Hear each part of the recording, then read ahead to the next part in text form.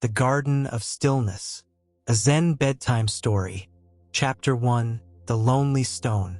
Once upon a time, there was a forgotten garden high on a mountain. It was not a garden of 1,000 flowers or lush trees. It was simply a small space where a gray stone rested, smooth from the passing years. For a long time, no one visited that place. The stone remained there, still doing nothing. It did not try to be larger. It did not wish to be another color. It simply was. One day, a weary monk climbed the mountain. He had traveled through many temples in search of enlightenment. He carried scrolls of sacred texts, maps of holy places, and a mind full of questions. When he arrived at the garden, he saw the stone. He sat before it, waiting for a revelation. But the stone did nothing. It did not speak. It did not shine. It simply remained there. The monk waited. Hours passed. The sun moved slowly across the sky, drawing soft shadows on the earth. And the stone remained just a stone. As dusk began to fall, the monk sighed. "I have come so far," he thought, only to find an ordinary stone. He stood to leave, but something stopped him. A small thought, like a whisper. What if the stone already knows everything? He sat back down. This time he sought nothing. He simply breathed. And for the first time in years, he felt the weight of his questions lighten a little.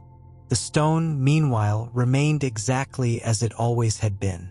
And somehow that was enough. Chapter 2. The Tree That Did Not Grow. The next morning, the monk awoke beside the stone. The air was fresh and clear. He decided to stay another day in that simple garden. As he walked slowly around, he noticed something he hadn't seen before. A small tree, barely higher than his knees. Its branches were thin, its leaves few. It bore no fruit, no flowers. The monk approached. "Little tree," he whispered, "why don't you grow taller?" The tree, of course, gave no reply. But in the silence, the monk remembered the great gardens he had seen. Vast trees heavy with flowers of every color. Gardens where every inch was filled with something. Beauty upon beauty, until the eyes grew tired of looking. This tree competed with nothing. It did not try to reach the sky. Its roots sank gently into the earth, taking only what was needed. Its branches stretched in whatever direction the wind allowed. The monk sat in its shade. The shadow was small, barely enough to cover his head, but it was cool and kind. Perhaps, thought the monk, you don't need to be big to fulfill your purpose. He spent the whole day under that little tree. He did nothing special. He watched the light change. He listened to the wind in the few leaves. He felt the soil beneath his bare feet. By evening, he realized something surprising. He hadn't thought about his problems once. The tree's simplicity had cleansed his mind like rain washing dust from a road. That night, he slept deeper than ever before. Chapter 3. The Empty Pond. On the third day, the monk wandered beyond the tree and the stone. In a corner of the garden, he found a pond. There was no water in it. Only a circle of stones remained, marking where the water once had been. A few dry leaves rested at the bottom. Nothing more. The monk felt a sting of disappointment. "A pond without water," he murmured. "What use is that?" But he stayed there watching. And as he watched, he began to see things he had not noticed before. He saw the smooth lines of the stones around the edge, each one placed with care, as if someone had spent years finding the perfect stone for every spot. He saw how the sunlight touched the pond's empty floor, creating patterns of light and shadow that could never exist if it were full of water. He saw a tiny insect walking along the bottom, something that would have drowned if water had been there. Sitting at the edge of the empty pond, the monk closed his eyes. He listened to the silence, not the absence of sound, but the presence of peace. The pond doesn't need water to be complete, he realized. Its emptiness is also a form of fullness. He thought of his own life, always trying to fill himself with knowledge, experiences, achievements. What if he was already complete? What if emptiness also had its own beauty? He lay down beside the empty pond and looked at the sky. The clouds drifted slowly, unhurried, without destination, just like his thoughts now, flowing effortlessly. He no longer needed to be full of answers. He could be like the pond, empty, serene, complete in his simplicity. Chapter 4. The Falling Leaf. On the fourth day, the monk awoke to a gentle breeze. The wind played among the small trees' branches, and as he watched, one leaf let go. The leaf did not resist. It did not cling to the branch. It simply released itself and began its descent. The monk followed it with his eyes. The leaf twirled in the air, dancing with the wind. It did not fall straight down. It rose a little, drifted sideways, savoring every moment of its journey. Finally, the leaf landed softly beside the gray stone, and there it rested. The monk approached and picked it up gently. It was an ordinary leaf, no bright colors, no perfect shape. Some edges were eaten by insects, others faded by the sun. Yet there was beauty in its imperfection. It had lived its life on the tree, taking sunlight and giving shade. And when its time came, it let go without struggle. That's how everything should be, thought the monk. To live fully while we're here, and let go when it's time. He sat holding the leaf, thinking of all the things he still clung to, old fears, ambitions that no longer served him, ideas of how life should be. The leaf taught him something simple. Everything has its season. Letting go is not losing, it's flowing with the nature of things. He placed the leaf back on the ground beside the stone. There it would become part of the soil, nurturing new life. Nothing was ever truly lost. Everything transformed. The monk felt something inside him release. A knot that had been tight in his chest for years slowly loosening. He took a deep breath.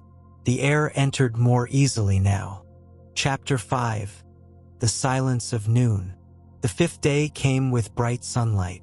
At noon, when the sun was highest, something extraordinary happened in the garden. Nothing. No wind blew, no birds passed, no leaves fell. The entire world seemed to stop in a perfect moment of stillness. The monk was sitting beneath the small tree when it happened. First, he didn't notice, but slowly he became aware of the absolute quiet surrounding him. It was a silence unlike any he had known, not the absence of sound, but the presence of something deeper. It was as if the entire garden was breathing together, holding its breath in contemplation. The monk closed his eyes. In that silence, he could hear his own heartbeat, soft, steady, like a distant drum marking the rhythm of life. There was nothing to do, nothing to think, nothing to solve, only to exist in that moment. Seconds that felt like eternities, or perhaps eternities that fit within seconds. Time lost its meaning. In the silence, the monk understood something fundamental. The peace he had sought in distant temples, in ancient texts, in the words of wise masters, had always been here. In stillness, in the space between thoughts. He had traveled so far only to discover he never needed to move at all. Slowly, the world began to stir again. A soft breeze, the faint hum of an insect. But something within the monk had changed. Now he carried that silence inside him, like a treasure kept in the heart. He no longer needed the world to be still to find peace. Peace was always available, waiting in the space between one breath and the next. He lay back on the earth, watching the branches of the little tree trace patterns against the blue sky. And for the first time in his life, he did not wish to be anywhere else. Chapter 6. The Moving Shadow.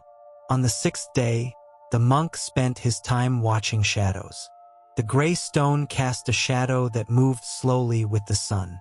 In the morning, it stretched long toward the west. At noon, it nearly disappeared, shrinking into a small dark circle. By evening, it lengthened again, this time to the east. The monk had never paid attention to something so simple. But now, with his mind quiet and open, he saw the silent dance of light and darkness. The shadow had no substance of its own. It was merely the absence of light. And yet it had form. It had presence. Changed and flowed. Just like my thoughts, reflected the monk. They are like shadows. They seem real, but they are only the result of consciousness touching the objects of my mind. He sat within the shade of the small tree. There, protected from the sun, he felt a pleasant coolness. The shadow was comforting, not something to avoid. He thought about the shadows in his own life, sorrows, doubts, fears. He had spent so long trying to escape them, to live only in the light. But now he understood. The shadow was also part of the dance. Without shadow, light could not be appreciated. Hours passed. The monk remained still, watching the shadows stretch as the afternoon waned. Each moment was different, each moment unique, yet all part of the same eternal cycle. When the sun began to set, painting the sky with oranges and pinks, the shadows merged with the coming darkness. But the monk felt no fear. Darkness was simply another face of existence, just like light. That night, he slept dreamlessly. His mind was like the garden at dusk, calm, dark, at rest. Chapter 7, The Path Back. On the seventh morning, the monk knew it was time to leave. Not because the garden had no more to teach him, but because he had learned that holding on, even to something perfect, was another form of suffering. He packed his few belongings.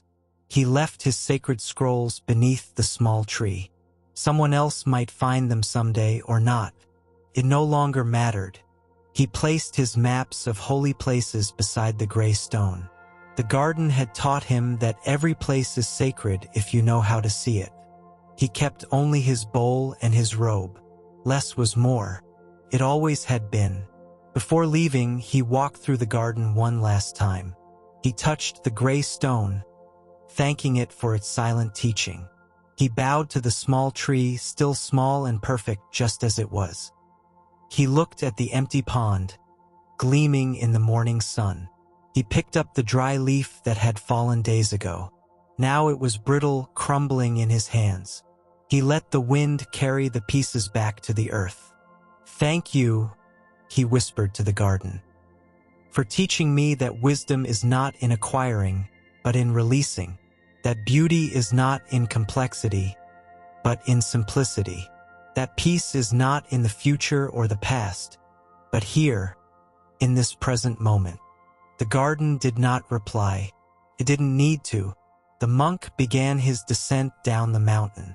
His steps were lighter now, his mind clearer, his heart more open. He had not found the answers he sought when he climbed, but he had found something greater. He had stopped seeking, and in that stopping, he had found everything. Chapter 8. The Inner Garden. Years passed. The monk traveled to many places, but he no longer searched for anything. Wherever he went, he carried the garden within him. When life became complicated, he closed his eyes and remembered the gray stone. Still, constant, unpretentious. When he felt inadequate, he thought of the small tree, perfect in its imperfection, fulfilling its purpose without needing to be bigger. When his mind grew noisy, he remembered the empty pond, the space where nothing existed, yet everything was possible. When it was time to let go, he saw the leaf falling, twirling in the wind, trusting the process. When he needed peace, he found the silence of noon within himself, always available, always present. When he faced difficulties, he remembered the shadows, an essential part of life. Without darkness, there can be no light. One day, a young student approached him. "Master," he said, "I've heard you are very wise. Can you teach me the way to enlightenment?" The monk smiled. "There is a garden high on a mountain," he began. "In it, you will find a stone, a small tree, and an empty pond. And there lies the secret?" asked the young man eagerly. "There is no secret," the monk replied softly. "There is only observation, only presence, only this." The young man looked puzzled. He expected something grand, something complex. "Go to the garden if you wish," said the monk. "Or don't. The garden is everywhere. It's in the stone at your feet, in the tree by the road, in your own breath." The young man left, still searching. The monk did not mind. Everyone has their own timing, their own path. Like the leaf that falls only when it's ready, never before. That night, the monk sat beneath the stars. The sky was clear. Thousands of points of light sparkled in the darkness. They were no more beautiful than the gray stone in the garden, no more important than the little tree. They offered no more peace than the empty pond. But they were there, just as he was there, just as everything was exactly where it should be. He closed his eyes and breathed. Within him, the garden bloomed in its eternal simplicity. The stone, the tree, the pond, the leaf, the silence, the shadow, the path. All was one. One was all. And in that unity, there was a peace that words could never describe. The monk smiled in the darkness. Less was more. It always had been. It always would be. And with that thought, simple and complete as a gray stone in a forgotten garden, he drifted into sleep, like a falling leaf, without resistance, without fear, simply trusting the moment, simply being. May your dreams be as tranquil as the garden on the mountain. May your rest be as deep as the empty pond. May your peace be as simple as a gray stone under the sun. Good night.